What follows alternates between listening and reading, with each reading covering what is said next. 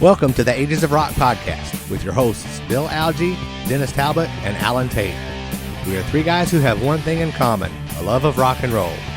Our goal is to talk about all things rock. We hope you find this show intriguing, funny, and occasionally highly opinionated. Enjoy! All righty, welcome back to the Ages of Rock podcast. I'm here with Bill, Alan, and our friend Brynn from Flipp. How you doing, Mr. Brynn? I have no complaints whatsoever. Not a one. All right. This is your second time on here. I'm sorry. You know. And if I didn't say this is episode 310. And so we got you on for a couple of reasons. You got a new album out that's freaking fantastic. Been listening to the shit out of it. Thank you. Because you're just to quit. You're just too damn dumb to quit. And then you've been also doing some shows with even our friend Ace Frehley. So we have been doing shows with Ace Frehley, and we'll be doing more. Awesome. So let's just dive into the record. Just give us a little nut in a nutshell about this album. Not your nutshell.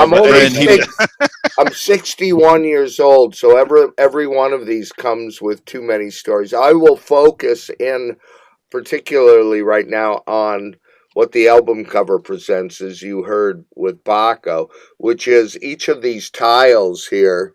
You won't be able to read them, I don't believe, but are autobiographical. And they are all things that have happened to me over my career on stage. For instance, lighting rigs falling on you, showing up to the wrong venue, getting arrested for pulling your pants down on stage. All of the things a real rock and roll band could do, they're all right here. And the vinyl is coming out, and which will be like board game sized, and there's game pieces that will come with it in the form of personalized guitar picks for each guy. But I warn you, it's not for the faint of heart. I mean, look at me.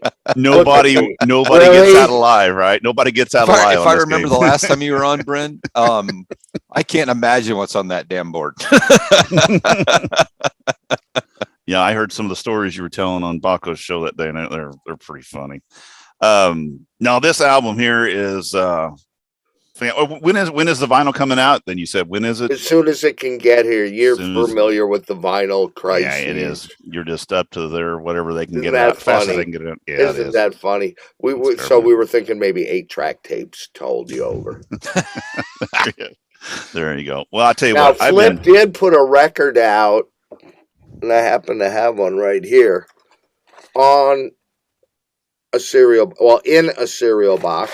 Right. Still has cereal in it, sealed, still has the record in it. How cool.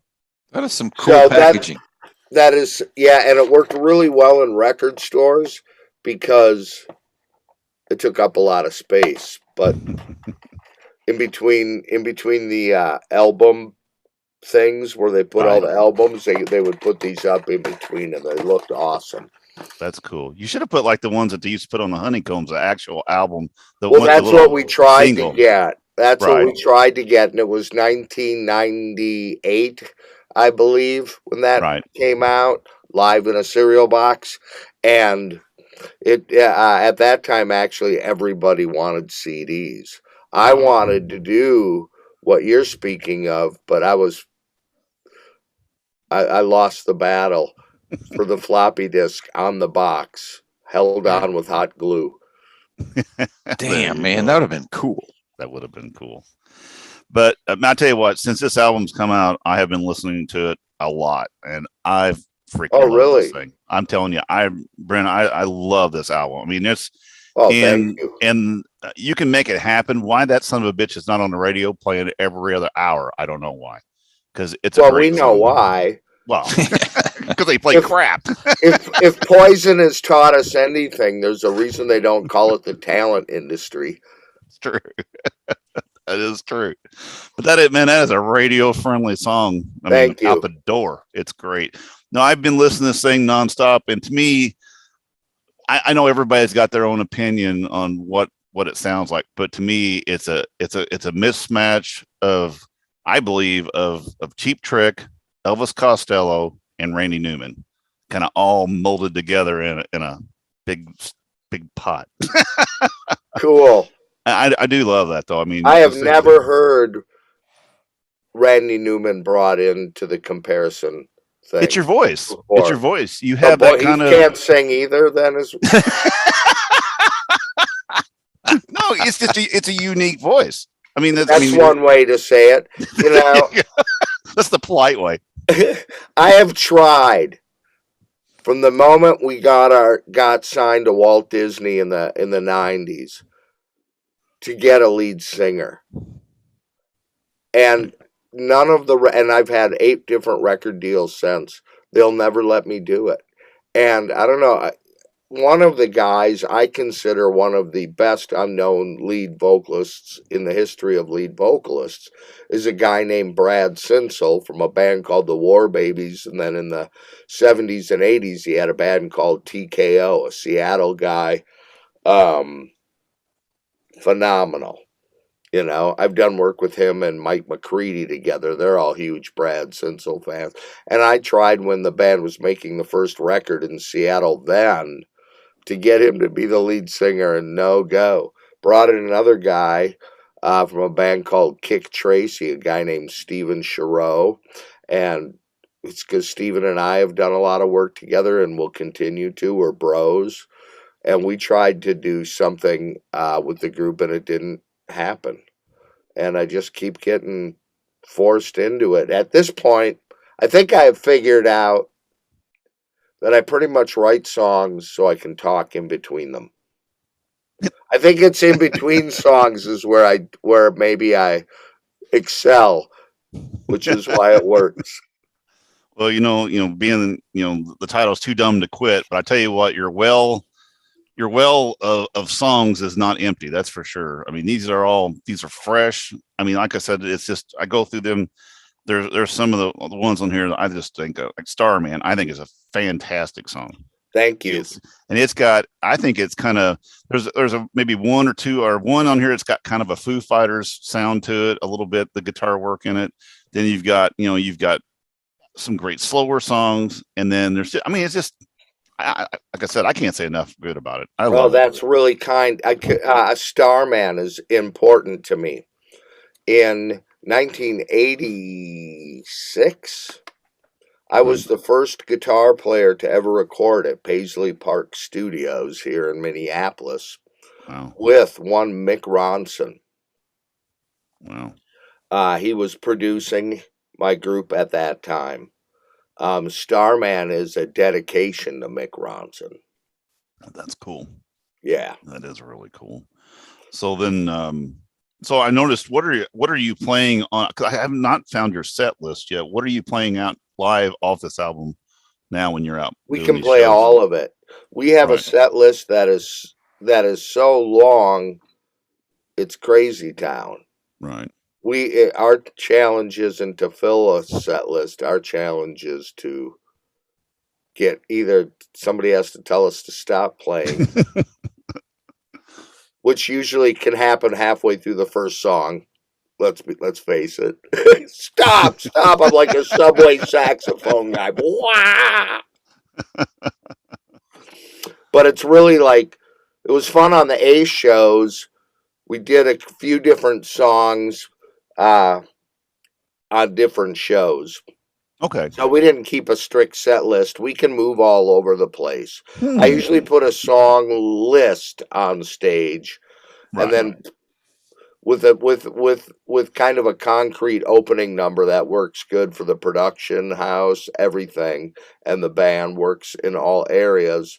And then it's a free form. Then I'm playing to the room. We're not really good at like putting on a fake show, doing the same thing every night. We're not super good at that. So yeah, we like to switch it up a lot. That's great. I mean, because the thing is, you got to play some of your standards. Some of the people want to come and hear some of the songs you've been playing for years. But there's so many good songs on this album. I like to hear the whole damn thing. But with being an open band and your your time restraints. You just can't. You can't. We do wanted it, to do Starman on the Ace tour. right. I mean, it makes perfect sense, Oh right? hell It's yeah. the opener, Starman, opening Hell up yeah. for Ace Frehley, dedicated to Mick Ronson. Yeah. I have a great Prince story if you want to hear it with Mick Ronson and my manager at the time, Herb Gard. It's funnier than hell, but Sure. Tell it. We but got nothing but time. really, okay. Yeah. Can I tell it right now, Sure. Why not? Alan? Can I tell it? Go for it. Okay. So I'm the first guitar player to ever record at Paisley Park. It's a brand new. It's super cool. Prince is a super huge deal in Minneapolis, right? I'm there with Mick Ronson. To me, it's even cooler. 2 days before this happened, I asked Mick Ronson, literally, like, why are you producing my band? And he pointed at me and he goes, because of your guitar. He loved the way I played guitar. It was really awesome. And my manager, Herb Gard, at that time, who also managed Bob Dylan, Buffy St. Marie, Bill Cosby at that time, and all the first cast writers of Saturday Night Live, New York City guy. And him and he gets Mick Ronson from Woodstock, which is also where Herb Gard, my manager at that time, frequented, and that's where Mick was living. They came back to Minneapolis, saw the band. Mick was producing me. Okay, there's that history. Now we're at Paisley Park. 2 days before meeting Prince, Mick tells me that I'm the best natural guitar player he's ever seen, which was huge to me. And I don't say that lightly or to like slap myself on the back. Mick Ronson is what that is. So to hear that from him is kind of the equivalent. I can't even look at you while I'm saying it because I feel silly. But that being said, Prince wants to come in and see how the studio's working, right? And I'm there with my old giant Santa Claus looking, super cliche looking, awesome 1960s manager guy, right? Don McLean's manager, for Christ's sake, too, at that time. Well, Prince, I want to know how the studio's working out for you. Nice to meet you, Mick. Prince, nice to meet you. And then, I can't do the accent.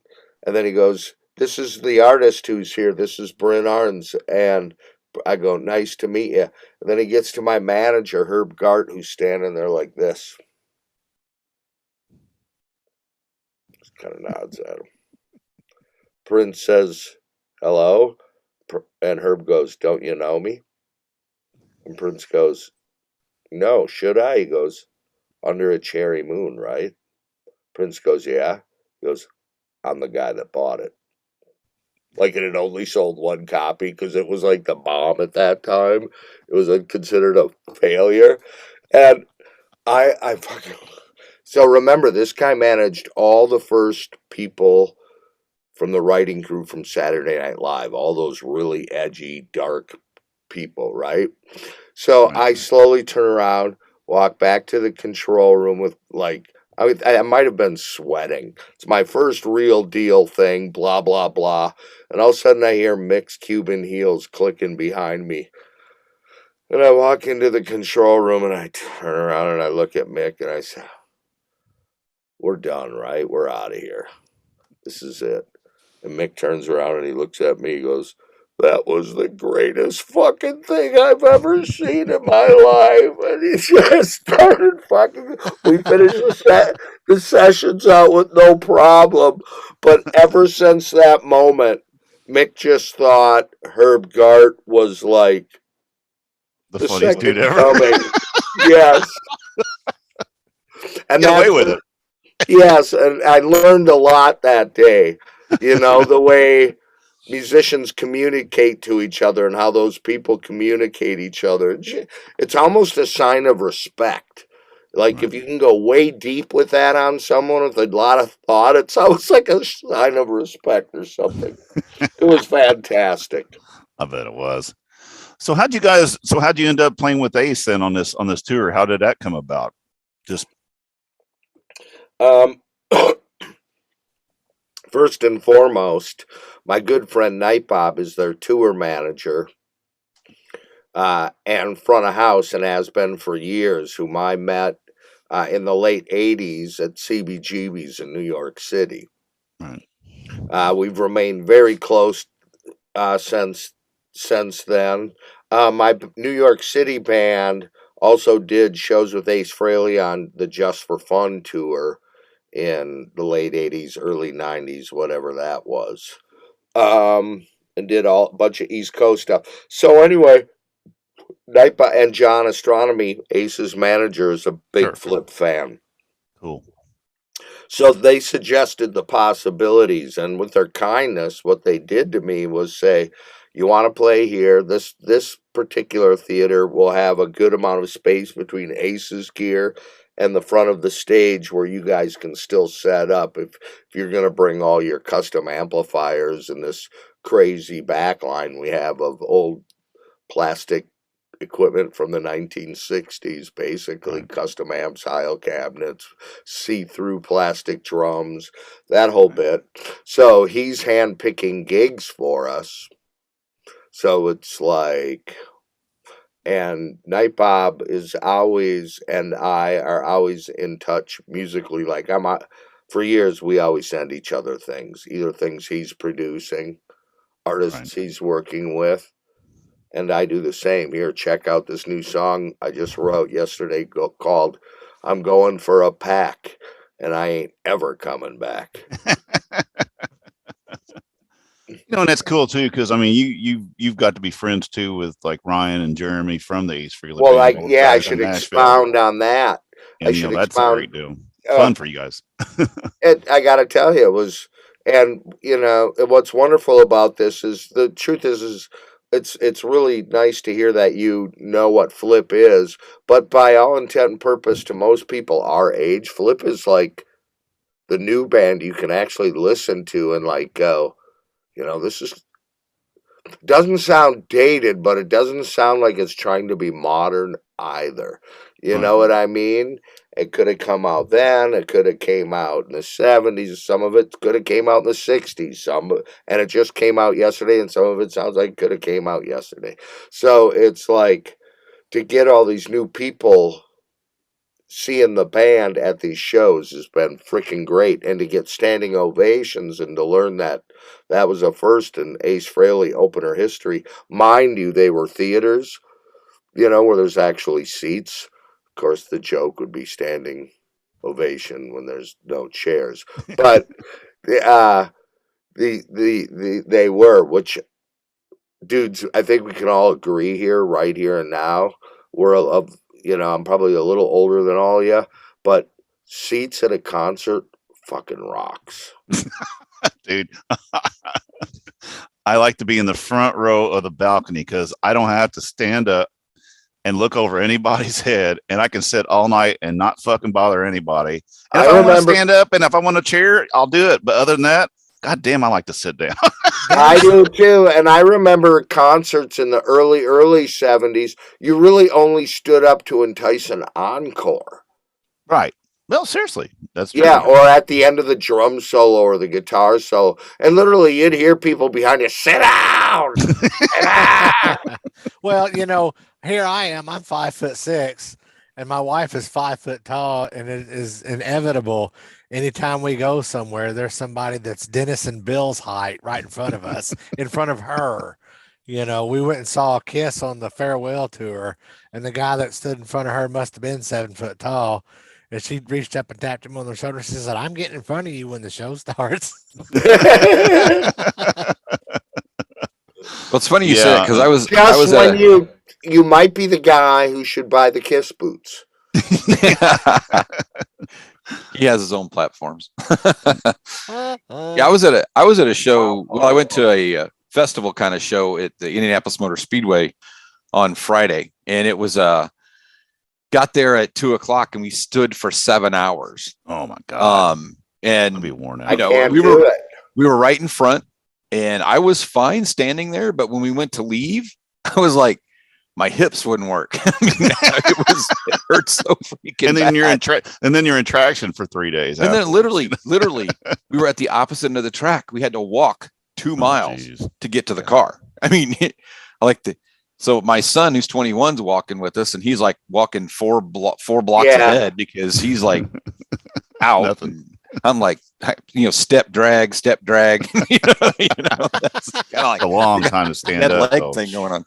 But I went to a show here locally where it was went to see Warrant actually. Well, I went to see Jason Bonham's Led Zeppelin Experience, and I was surprised because it was a seated theater and people sat through almost the entire thing, and you could tell the people that were on the edges of the theater that they were standing up, but the people down in the middle and stuff were not standing. And I'm like, this just felt really weird. It felt uncomfortable, not being at a rock show like that and not standing up at least during some of the songs, right? Well, then the next show I went to was a Warrant show, and the difference in the crowd, the Warrant show, everybody stood the entire time. Wow. It was like, nope, standing, everybody standing, we're good. And it did, but the Led Zeppelin Experience thing it just was weird that people weren't standing up. And I'm like, I tried to stand up once and I'm like, oh, people can't see behind me. And I sat back down and I'm like, it was just strange. Yeah. I got to stand up at a rock show. I can't sit down. Well, these were theaters which are meant and built perfectly for the seating, it's right. A different, whereas if you're in a hockey arena and everything's linear and yeah, it's a different thing. But if the theater, it's just, and they're cushioned. It's great. Yeah. I asked if my merch person could walk down the hall, selling Flipp t-shirts and peanuts. Was that a no? Flipp nuts. Flipp nuts. There you go. It comes back. How much is Ace selling Ace nuts for? $50 per Ace nuts. Well, you can do it then for $50. So you say you're getting a good response on the road too from these albums. I mean, like I said, yeah, couldn't be happier. That's awesome. I'm glad that everybody is doing it. Like I said, and it's been like I said, it's one of those albums where here you've had a few albums out before, and like you said, you're getting and the thing, that's one thing I like about your stuff is it is kind of timeless, because we just did a record album the other day with Chris Sinzak and him on Decibel Geek. We looked at the old New England album, and went through it, and it's like it's a great album. It's a great album, but it's dated as fuck. I mean, it is 1979, and that's it. You can't, but your stuff, you can't really tell what it is. It's just kind of, and like I said, I do like the videos you've been doing are good. You did the one for your first song, then you had the what the fuck video with the chin thing. I like that too. Yeah. Was awesome. One of my Rocksteady Records guys happened to be there the day we were tracking You Can Make It Happen and just filmed it. So I did what I could. I edited it and put it together as best I could with what we had. And the what the fuck thing, our bass player Cherry Forever made that at home one night. I think he might have had a cocktail, or gummy. And sent me, he was doing it, and I'm like, oh God, do it all. Just great. I died laughing. I watched it like 8 times. He only just did like one verse and one chorus or something one night, and I had to run to the bathroom like 4 times. I was laughing so hard I couldn't finish it. Yeah, and that's the other thing I like about you guys too, is just you're having fun. You can tell that you're having fun, and that transfers to the audience too. They can say like, what, these guys are just fucking having a blast. So let's have a blast with them. And that doesn't happen. With the grunge people and some of the acts are also fucking serious about shit. It's like, what, this is rock and roll. Let's have some fun. Well, they're still human, of course. They have their fun. It's just not presented in their form. Sure. Right. But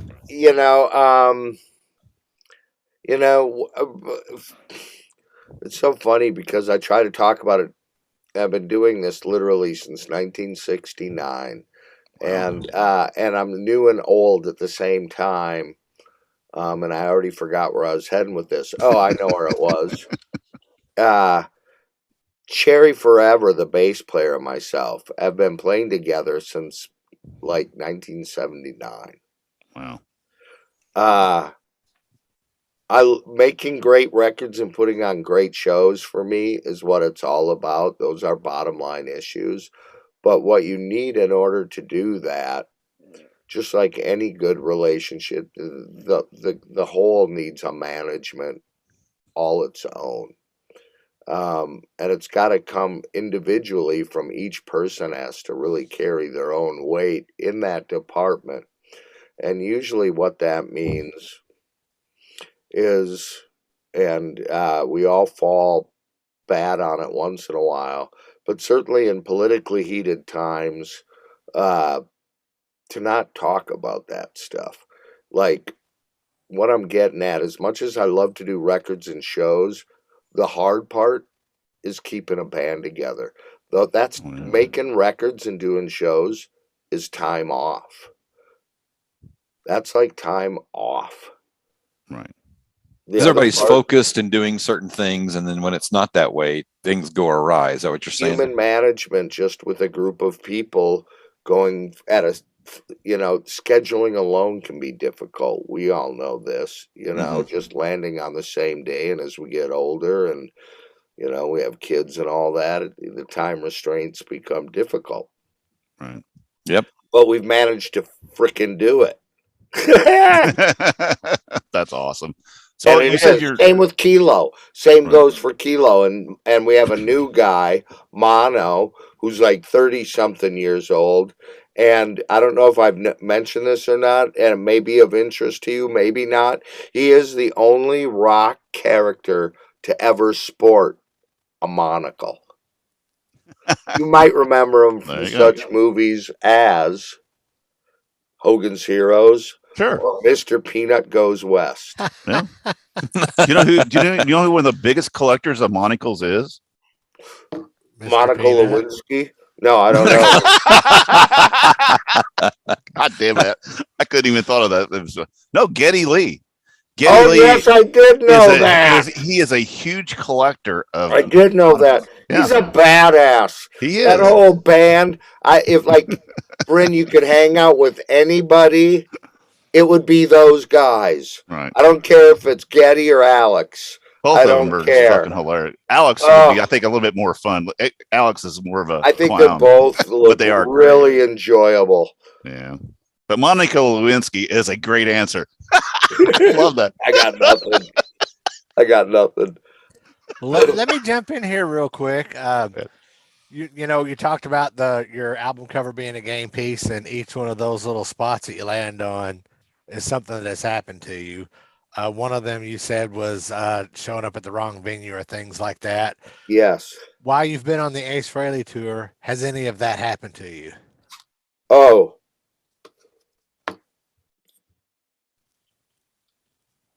Close. There's one on here that's fairly generic, which is a vehicle breakdown. Now, we suffered no vehicle breakdowns, but we're 61 years old, and if the suspension in the bus isn't quite right, even that can get us whiny. Exactly. You don't want to get all roughed up. No, nothing. At this point, we do it. Our currency has changed, and you guys can all probably relate to this. The experience, it's not, can we do it? It's, we do it because we can. There you go. If that makes any sense. Yep. And that's really where we're at. And like I said earlier, luckily enough, with the support of the whole band and Ace's management and specifically, headed up by Night Bob, we get to do these dates where they make sense. So how many more dates do you have with them? I don't know. I'll be talking to John. There were, I think you might know, they were just recently, he put a stop real to doing that Creature video past weekend Fest and all that kind of stuff. So they're super busy. But there will be, I know there's talk about a date at Toad's Place.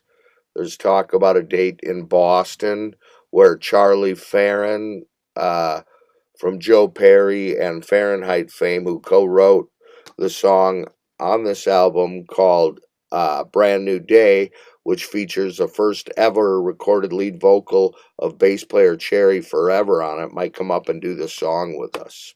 I was going to ask you that because I was listening to it today again, and I'm like going, "That's not Brynn singing that song." And I thought it was Cherry because Cherry's sung. Didn't he sing something else at one point? He sang, shared a lead, but we did a version of Crazy Horses for a free Mary Flipmas song. I think we talked about that before, and you're talking about how he's got a really good voice, and he needed to sing more. So he's another guy I've been trying to push on record producers and record companies as the guy who should actually be singing. Like, let me do the Rick Nielsen in between song part and just find me a Robin Zander. Yeah.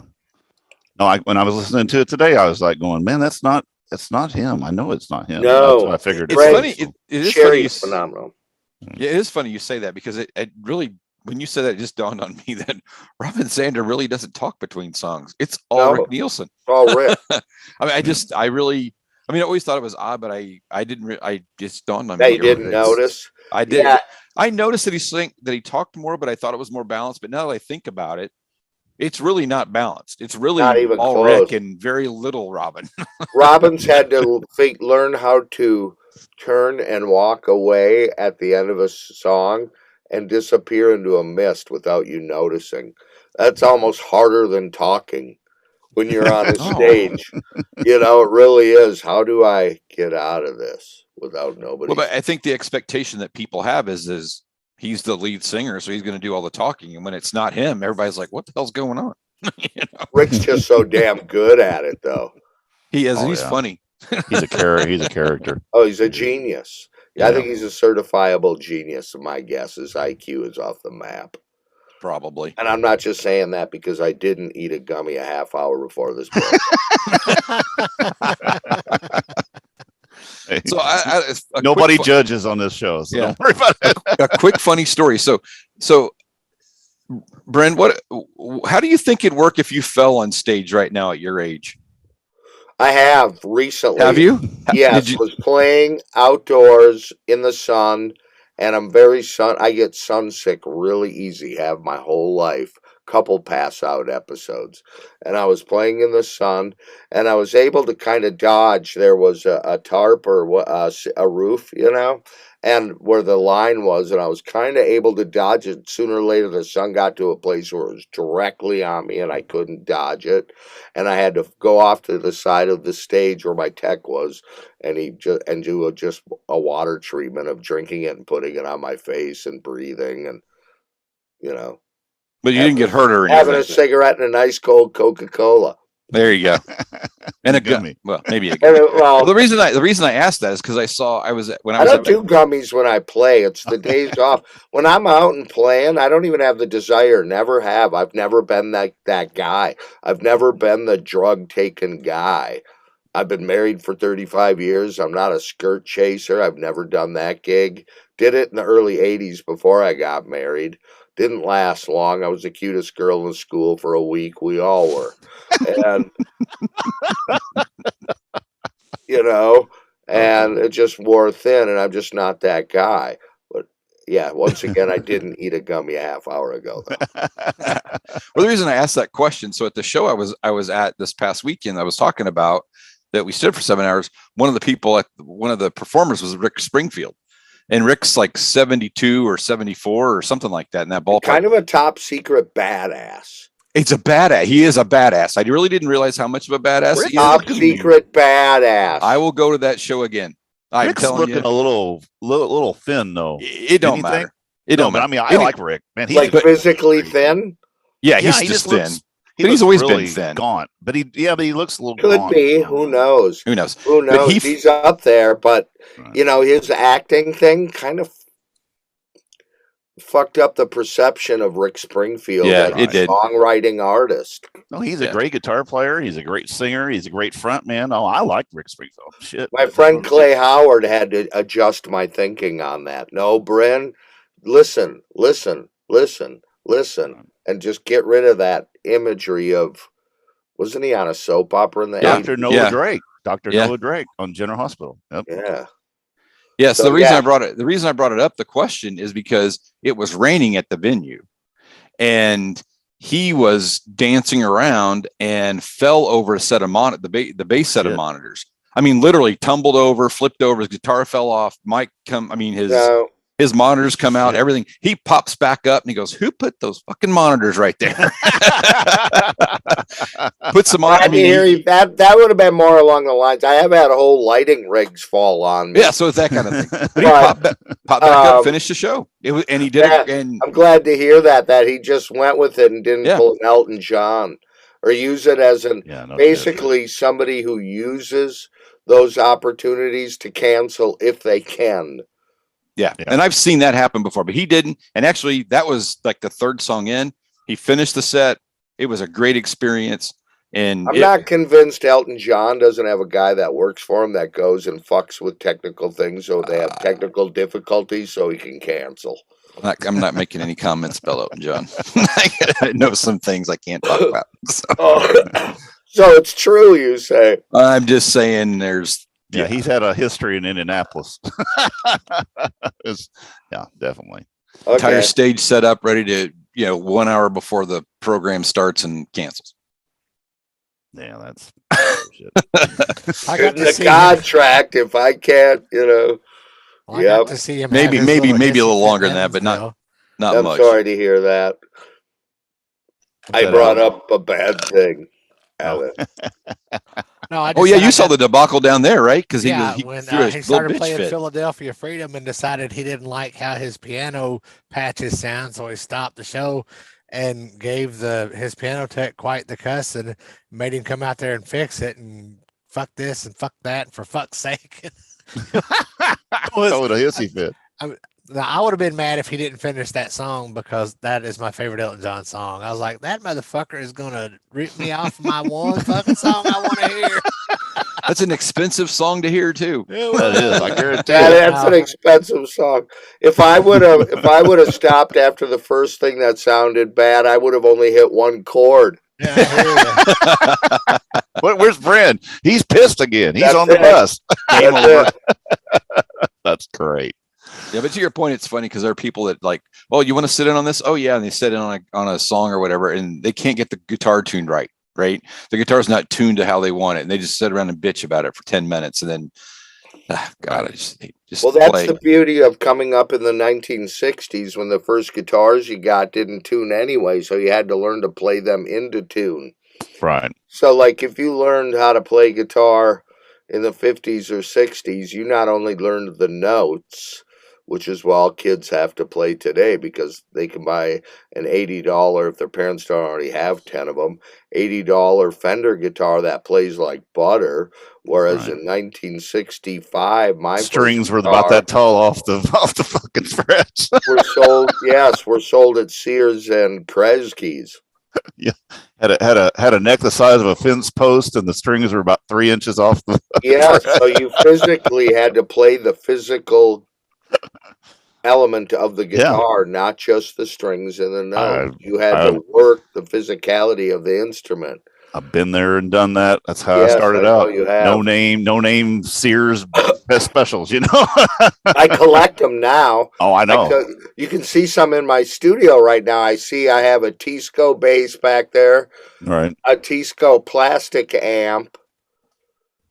And still got your coyotes back here, I see. And the coyote, I literally have my microphone. I do my radio show from here, and I literally was working on a brand new song right before we were doing this. Awesome. And you used your custom amps on the album again too then? Yes. Awesome. All solid state 1960s amps, not a single tube. Wow, that's awesome. Yeah, those amps are phenomenal. Yours got the pleated kind of the, what do you call it, metal flake pleat on tuck and roll. There, that's what I was trying to think. The tuck and rolls. Yes. When we were kids, 50 of them. When we were all kids, everybody had the PA systems, the four tall, and it had the tuck and roll. And then you had the two speakers and the little 100-watt head, 150-watt head, or whatever it was. Yep, I have 200-watt heads. Wow. But they are only wattage ratings being what they are. There's a peak to peak, RMS, Right. RM peak Right. to rest. I don't even know what they all are. I barely think it's more than 70 watts. Because most of those were just 4-channel too, weren't they, on the PA heads? Yeah. Yeah. We like I said, we used my friend had a black metal flake when, then a buddy of mine had the green metal flake. And Does he still have it? Brynn, I don't know. The black one, I out. know. Oh, I know. I'd love to. If I could ever find a set of them, I'd love to have one, just to have it. I wouldn't use it, but I'd have it. Well, they're one of the reasons they're fun to hunt, and I do have a fun night bob story I'll share with you with customs. Is they're big and bulky, so they don't ship well. So you're kind of like you gotta wait till they come into your area, Right. close enough where you can go pick them up or something yourself, which makes them exciting in this day and age that they're still a little bit beyond shipping. Yeah. On tour with Flipp, opening up for Cheap Trick on the '97 Cheap Trick self-titled Red Ant album with Night Bob, and I was collecting custom amplifiers at this time, and behind our van we had a trailer, and we pull up to a music store, which I didn't know at the time, in Columbus, Ohio. It was owned by the former guitar player from the group The Gods, a Casablanca Records band you might remember from the 70s. GODZ? Yes. Yes. And I didn't know the guitar player owned it. Anyway, he had 2 custom amplifiers in there, a 200 rig in red and a 200 rig head and cabinet 3x12s in blue. Cool. So Night Bob and I walk in there, and I go, I tell you what, I'll give you what I pay for these normally. It was kind of a joke, but it really did work out this way, $1 a watt. So I'll give you $200 for the 200 for each 200. And the guitar player from the Gods, before I knew it was, and before Night Bob, I think, had seen him yet because they hadn't said hello, he goes, normally I would do that. I would take that. $200, that's about what they would go for.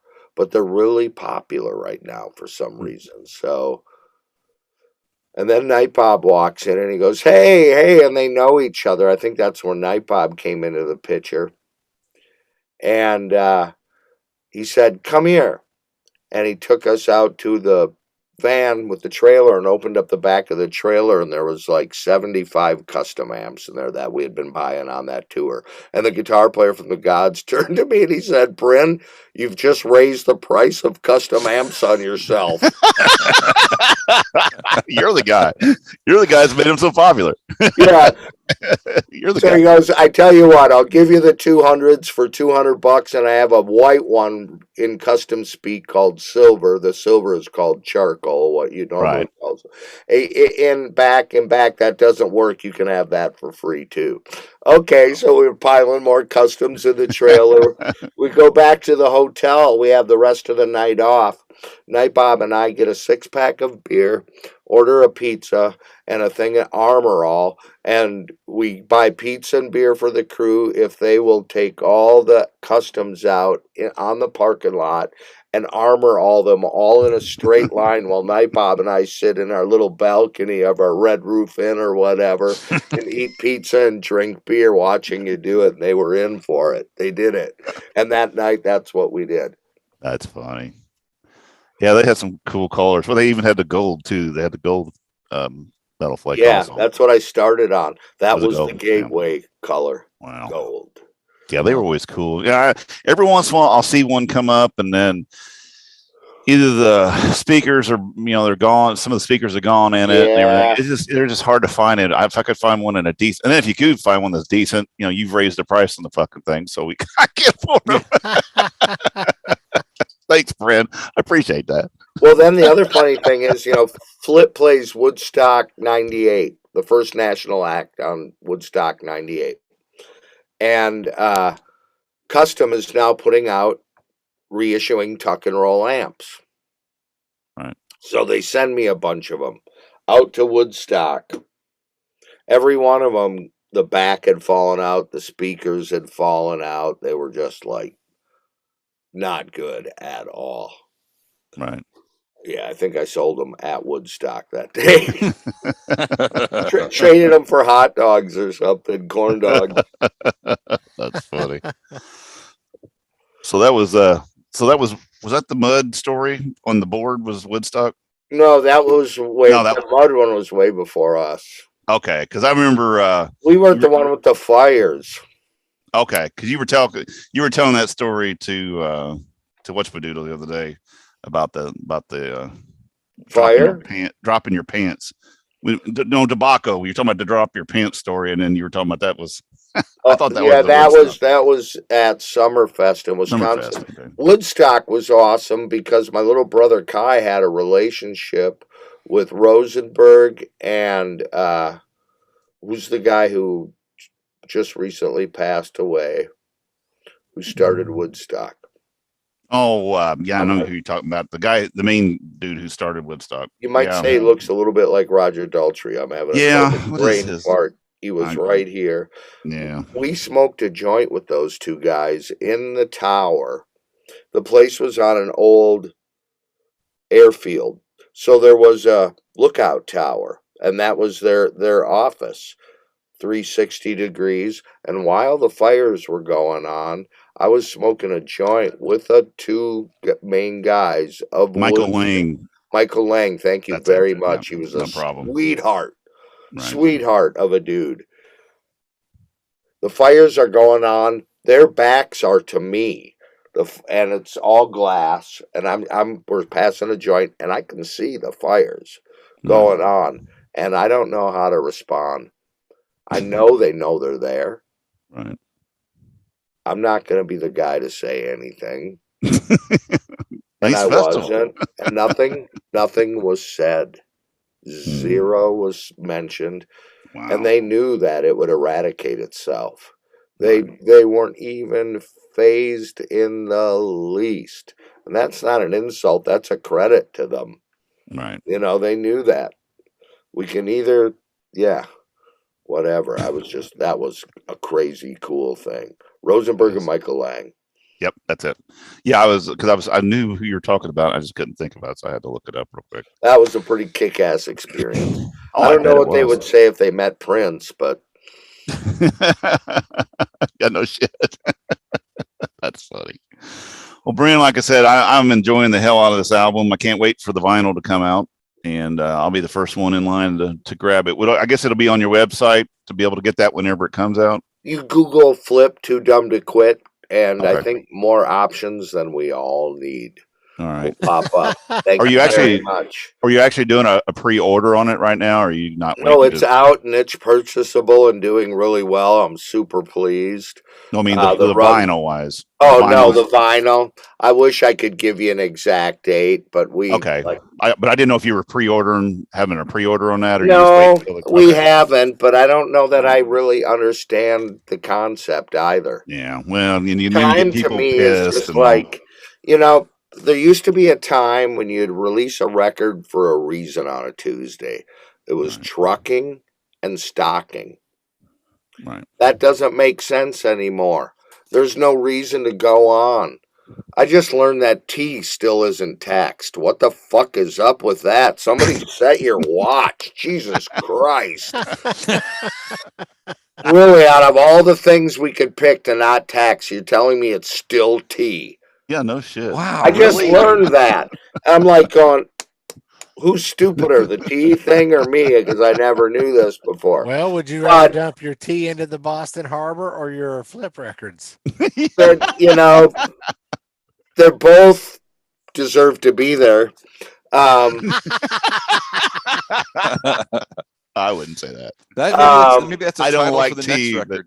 But release dates, what I was getting at, release dates don't really, it's a long haul thing. It's like anybody that wants the record today, they can just as easily buy it next year. I don't care. Right. And the good news is Rocksteady Records has a good library and more stuff coming.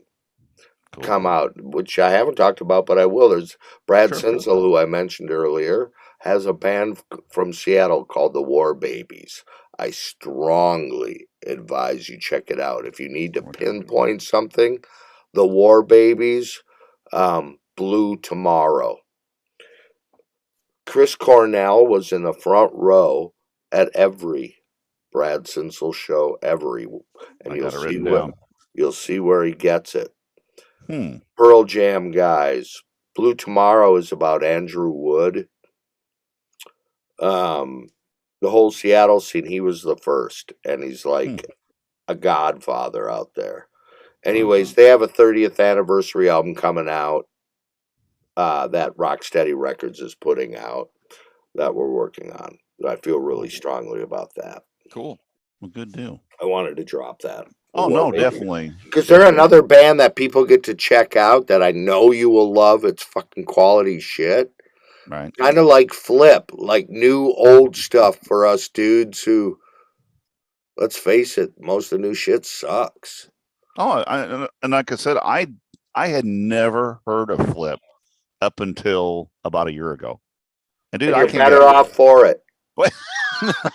No, I can't. I tell you what, I got that. Actually, I got the one out, the vinyl with it's the picture disc, but it's also on Spotify. And I'll go out and I'll start walking, and I'll put that thing on there. And I mean, it's great walking music. It makes me smile.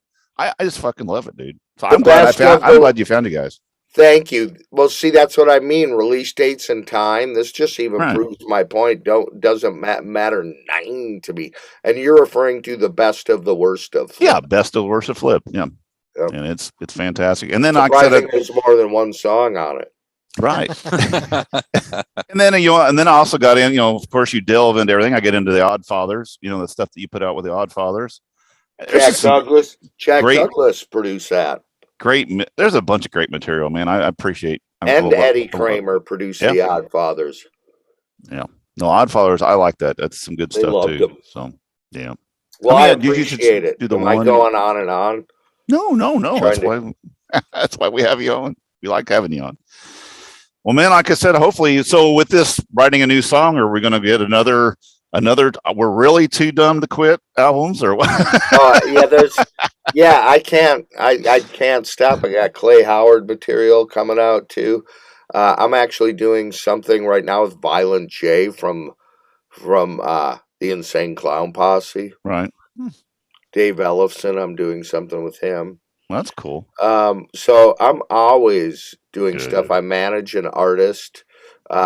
Where Alan and I met in Seattle the first time I remember, on Big Machine Records, named Brock Gagne, that I got signed there.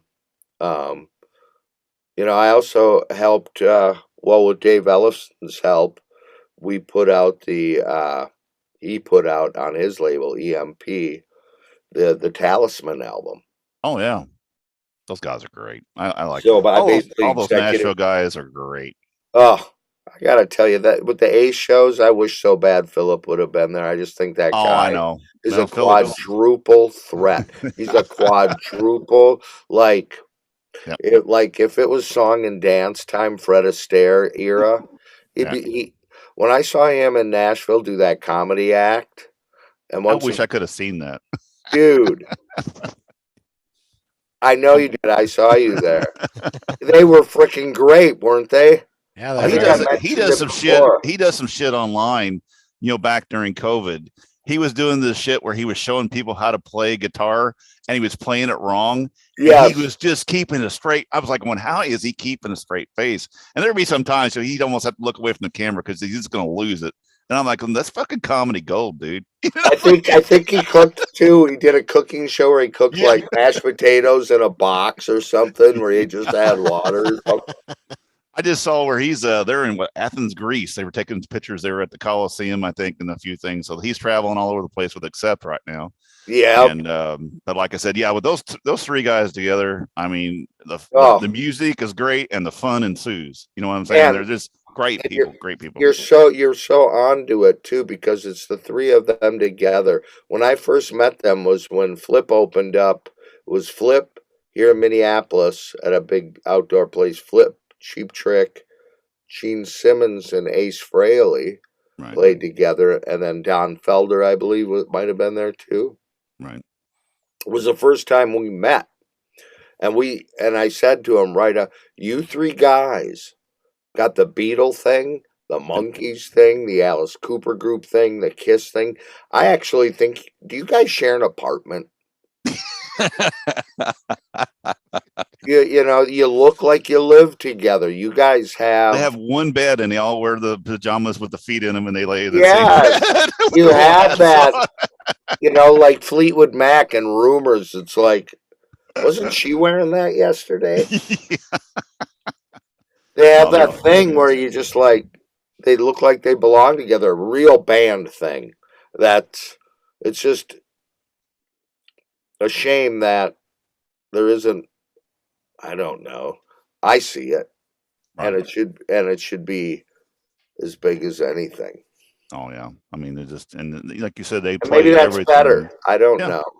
Maybe that's better because we all know the bottom sucks, the top sucks.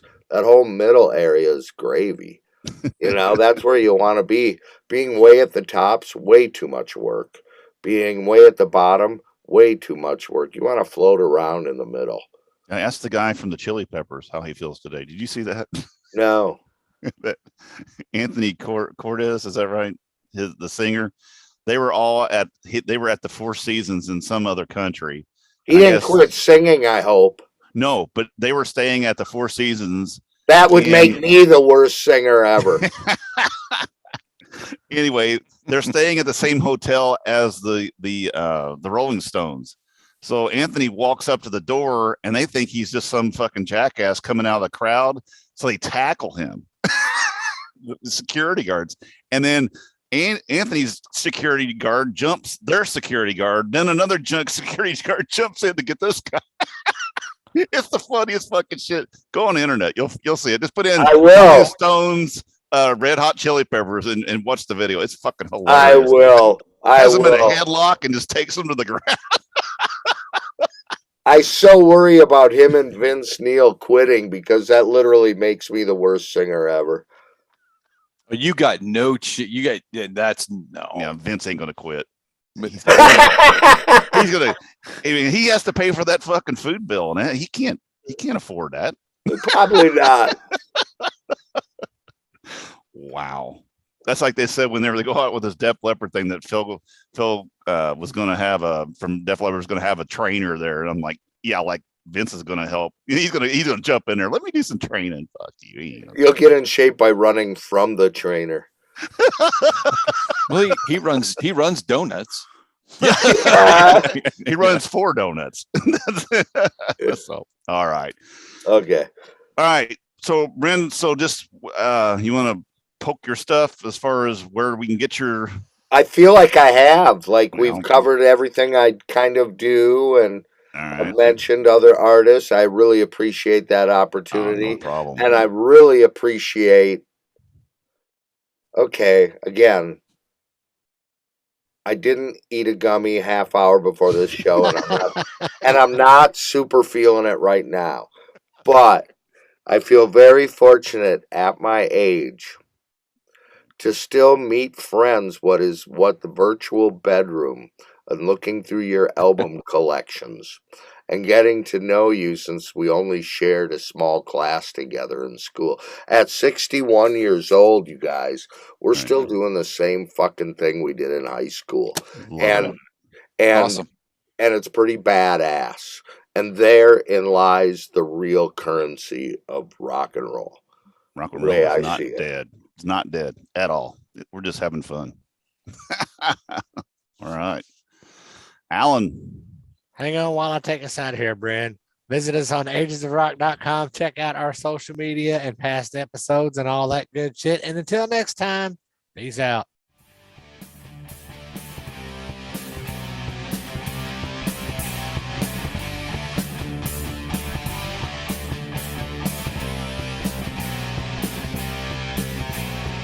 Thanks for listening to the Ages of Rock podcast. If you haven't done so already, be sure to subscribe to our YouTube channel, like us on Facebook, and most importantly, tell all your friends. Remember, you're never too old to rock. Until the next episode, peace out, folks.